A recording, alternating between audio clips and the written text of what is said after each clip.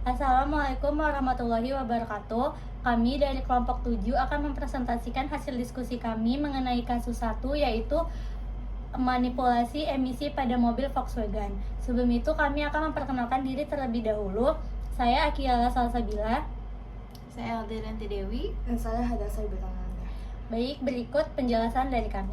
Baik, pada hari ini saya sebagai pemateri pertama, saya akan membahas dulu itu mengenai latar belakang dan juga rumusan masalah dan juga terhadap pada isi analisisnya.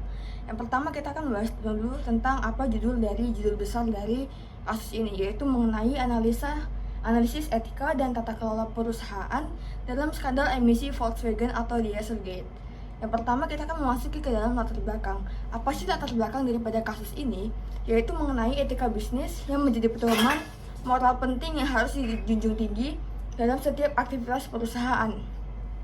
Skandal emisi pada Volkswagen atau VW pada tahun 2015 menjadi contoh besar pelanggaran etika bisnis, di mana VW memanipulasi hasil uji emisi jutaan kendaraan diesel. Kasus ini tidak hanya merusak reputasi perusahaan, tetapi juga menunjukkan kegagalan manajemen dalam menerapkan prinsip Good Corporate Governance atau GCG dan pengawasan etika.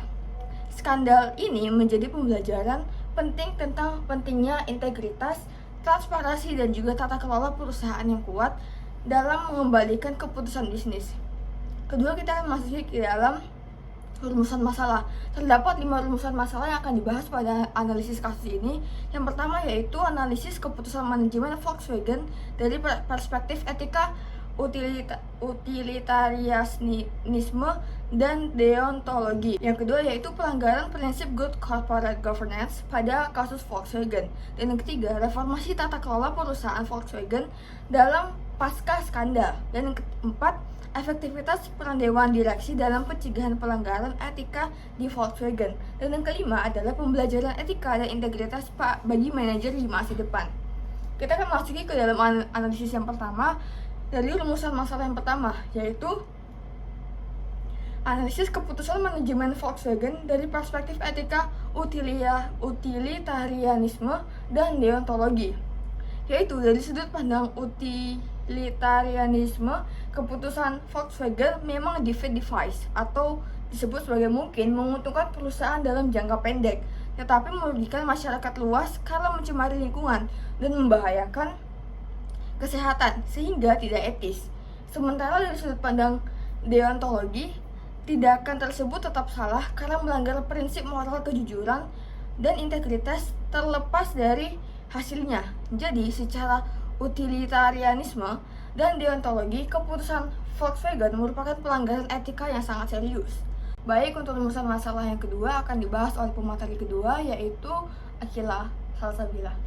Saya akan melanjutkan rumusan masalah yang kedua, yaitu pelanggaran prinsip Good Corporate Governance pada kasus Volkswagen.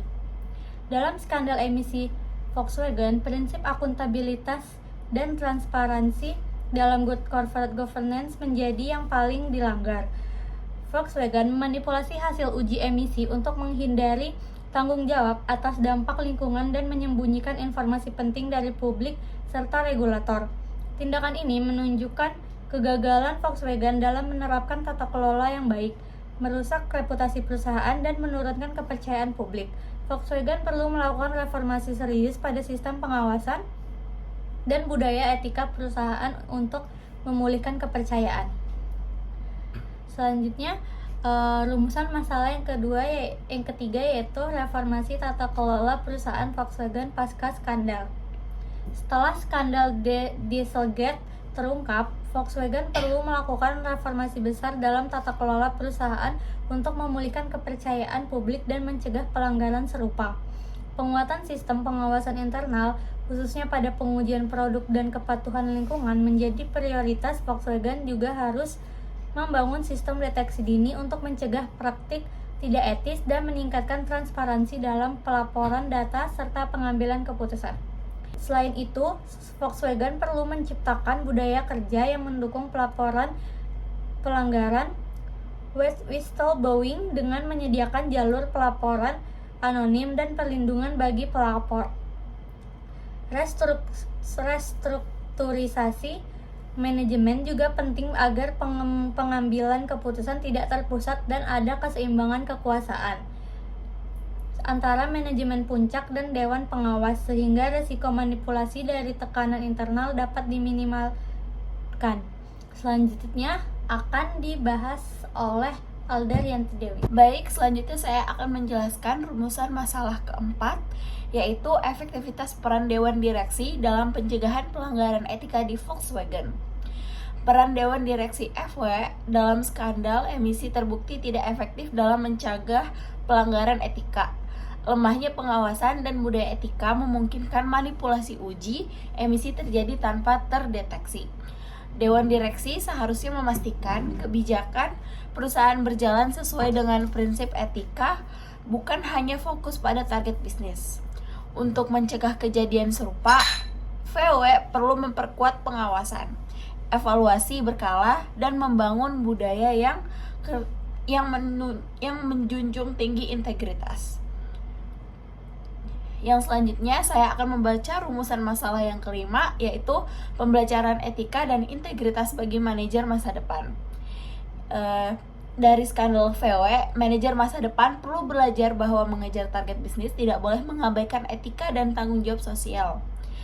Keputusan tidak etis mungkin menguntungkan sesaat, tapi dapat merusak reputasi dan kepercayaan jangka panjang. Manajer harus berani bertindak transparan, mencegah penyimpangan, dan membangun budaya kerja yang terbuka. Etika harus menjadi bagian dari strategi bisnis agar perusahaan tetap dipercaya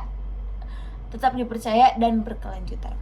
Baik, selanjutnya saya akan membacakan kesimpulan, yaitu berdasarkan analisis skandal emisi Volkswagen merupakan pelanggaran serius terhadap etika bisnis, baik dari sisi utilitarianisme maupun deontologi. Keputusan memasang menguntungkan perusahaan dalam jangka pendek, tetapi merugikan lingkungan, kesehatan, dan kepercayaan publik. VW juga melanggar prinsip akuntabilitas dan transparansi dalam good corporate governance. Dengan dewan direksi yang tidak efektif dalam pengawasan, skandal ini menjadi pelajaran penting bagi manajer masa depan untuk selalu mengutamakan etika dan integritas dalam setiap keputusan bisnis. Terima kasih atas penjelasan yang telah kami berikan. Mohon maaf jika ada kesalahan kalimat yang kami ucapkan. Terima kasih dan selamat menonton. Assalamualaikum warahmatullahi wabarakatuh.